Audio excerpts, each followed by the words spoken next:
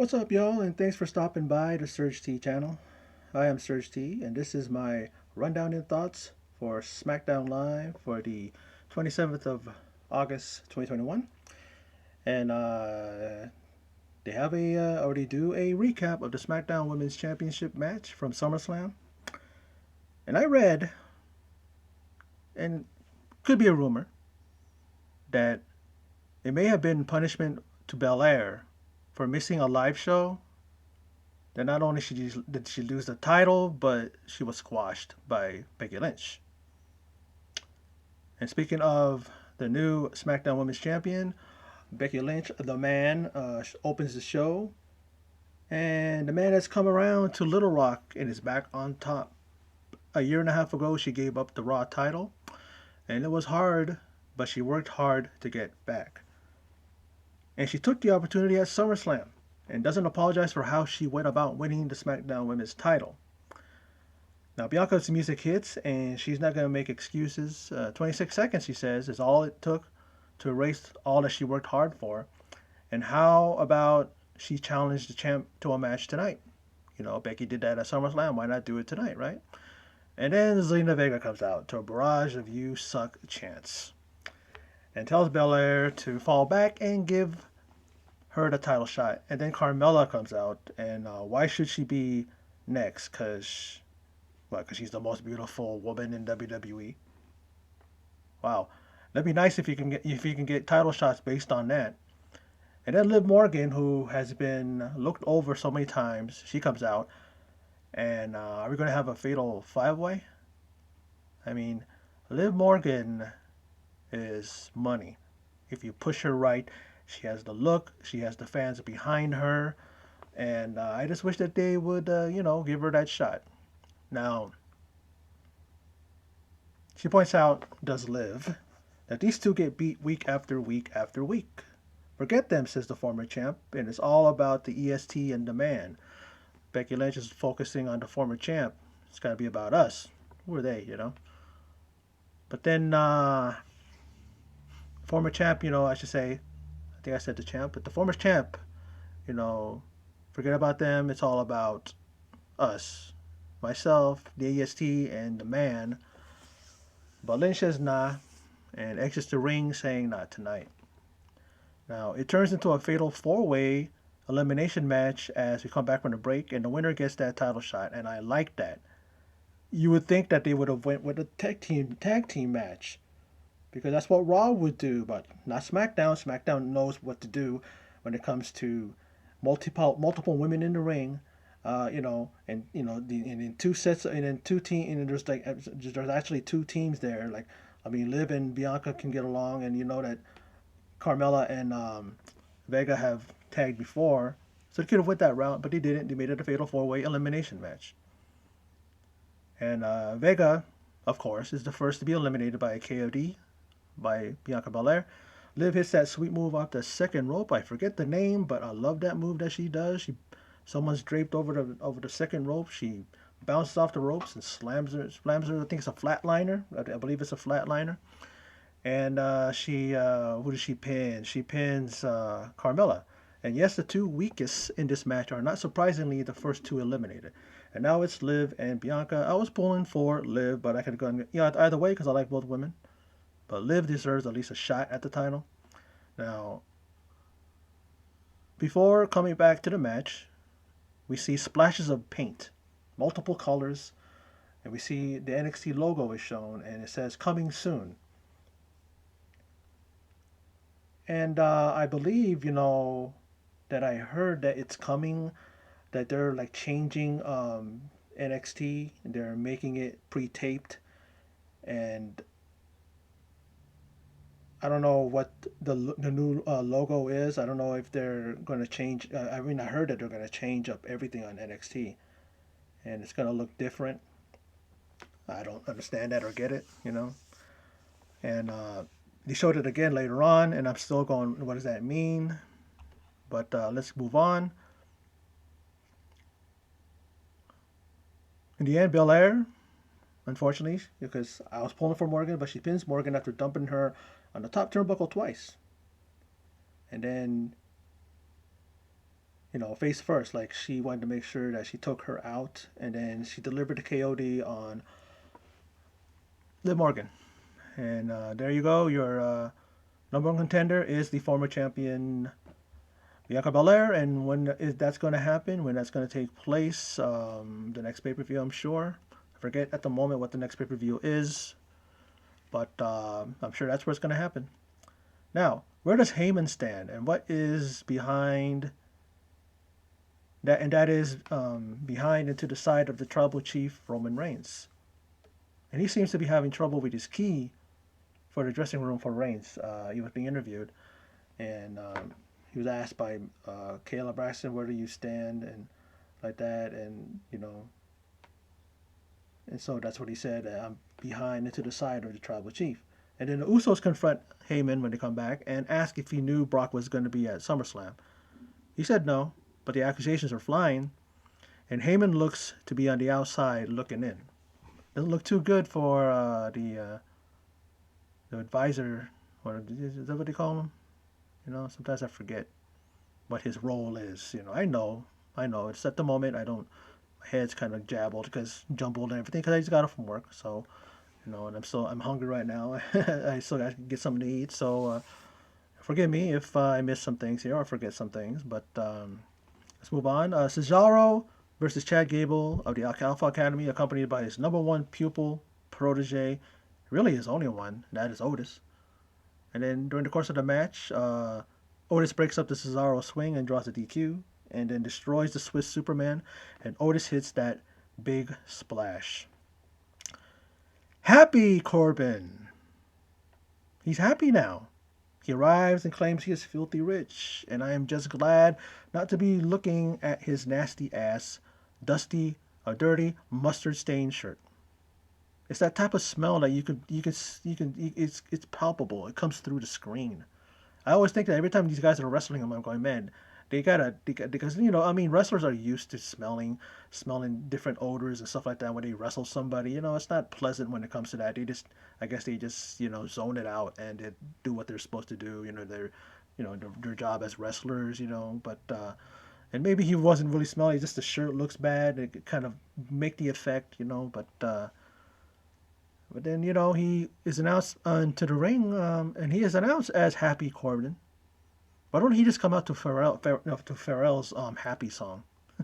Get the license to that and play that song.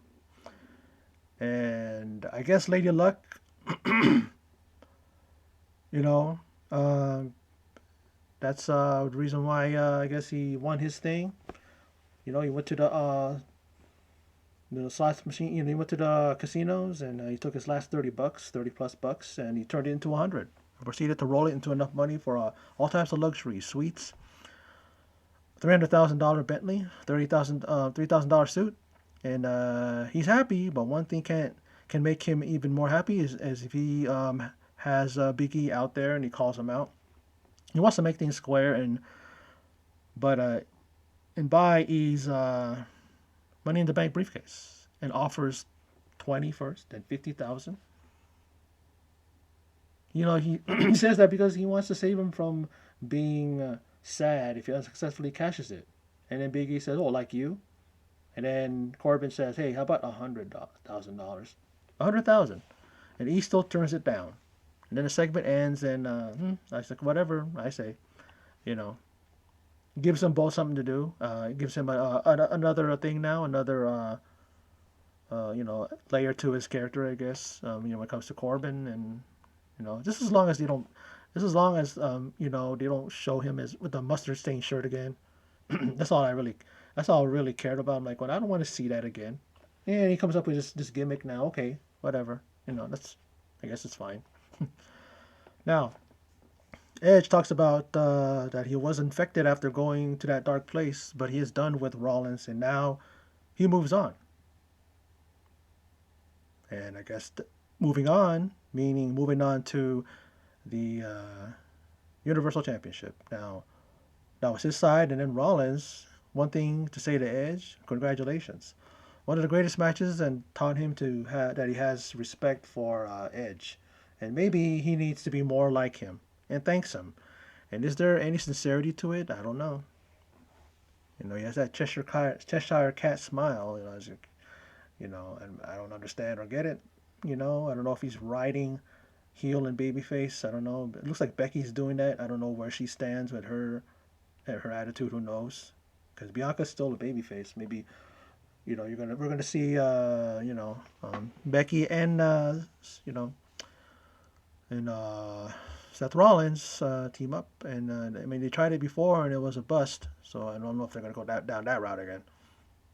Rick Boogs and King Nakamura are in tag team action, and they take on Ziggler and Rude. And Reigns asks, this is backstage before the match, for the match between tag team match Reigns asks Heyman what is he doing, because Heyman's kind of standing back there, he doesn't know what to do, and he asks him to open the door and is allowed to enter the dressing room of the tribal chief. But back to the match, and Rick Boogs delivers a pump handle slam and gets the pin and win for his team. The tag team match was it was decent, and what I liked about it was Rick Boogs. The guy has a great gimmick, great charisma in the ring. Plays a mean guitar. He really knows how to riff on that. But the guy's wrestling skills and his talent is amazing. The guy really can go. He is strong as fuck, athletic, doing backflips. If I remember correctly, he did a stand-in moonsault. This dude's big, and the guy can do that. And I've heard nothing but good things about this guy before he even came to, WWE. And then when he was in NXT, he was doing things here and there. He wasn't known as Rick Boogs yet. I forget his other name. I think it was Eric Bugenhagen. Yeah, I think that's what it was. So I'm pretty sure that's the reason why they didn't go Eric Bugenhagen. They kept the Boog, and they just gave him Rick. But yeah, it was really good.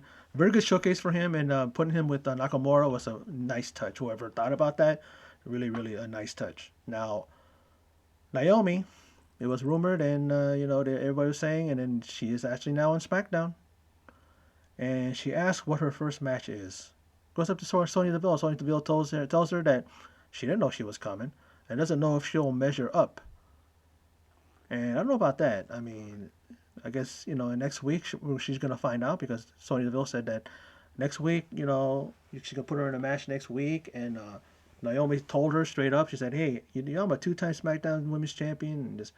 She should have pulled out the card of, like, I'm part of the Bloodline, and there's a rumors that she's going to be the female member of the Bloodline. Why not? Jimmy Uso is her husband, so we'll see if that. She kind of has a little hint, a little thing of her being a heel, the way she's acting. So she's going to join them. And why do I feel that Heyman will be betrayed by the Bloodline and he will go back to Lesnar? That might happen. Who knows?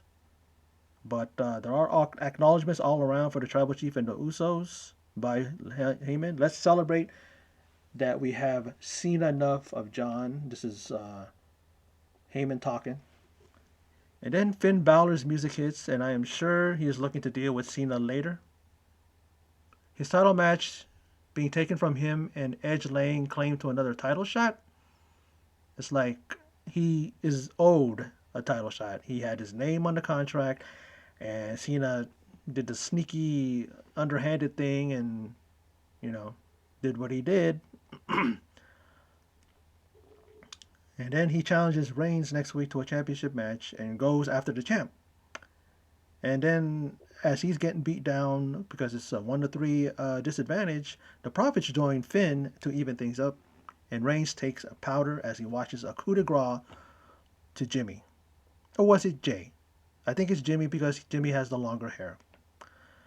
And then, I saw on Twitter that the match is a go. So next week, the Prince takes on the Tribal Chief, the head of the table for the Universal Championship, and that's how it should be. Now, I enjoyed SmackDown. It wasn't better. It wasn't as better than last week's. It was good. Anything's better than Raw. NXT was better than Raw. NXT UK was better than Raw and SmackDown. And it's looking to be shaping up for the God. What is the next pay-per-view? I forget, but we're looking at a title shot for the Women's SmackDown title. We're going to see a match for that, and we see some things building. Corbin now is Happy Corbin, so is he and Big E going to have a match? Is it going to be finally one of those matches where they're going to put up the Money in the Bank briefcase? They've done that a number of times now. They did it with Otis, a match for the briefcase. Are they going to do it again? And are they going to finally pull the trigger on Corbin and make him a world champion? They've been talking about that forever. And the guy's a patient guy. He's been doing what they ask of him. I guess they are going to probably reward him for that, and I wouldn't blame WWE. Corbin is a great talent. The guy does go in the ring. He's got good size. He's near 7 footer. The dude is very athletic, very tough. A former Golden Glove champion. And guy can knock you out with a stiff punch. The guy's does all the stuff that he does. I guess he does deserve it. But we'll see what happens. They're really, if they are going to do it, it's going to be one of those things where it's just like it's going to have to happen. It's going to be one of those moments where it's got to come all together, and it looks like it kind of is, and they're kind of doing something, building him something like that. So they just need to not put him in a stupid feud or a feud that's going to go on forever and kind of slow him down. He did that with Roman Reigns to see what happened, right? It kind of slowed his momentum. It kind of slowed Reigns' momentum too. But yeah, SmackDown was good. I got no complaints. There's a few things, but don't need to talk about those because they really didn't ruin, SmackDown. But anyway, that's my video for my rundown and thoughts for SmackDown Live for the 27th of August, 2021. So for those of you who stopped by and checked it out, appreciate it. And in closing, as always, take care.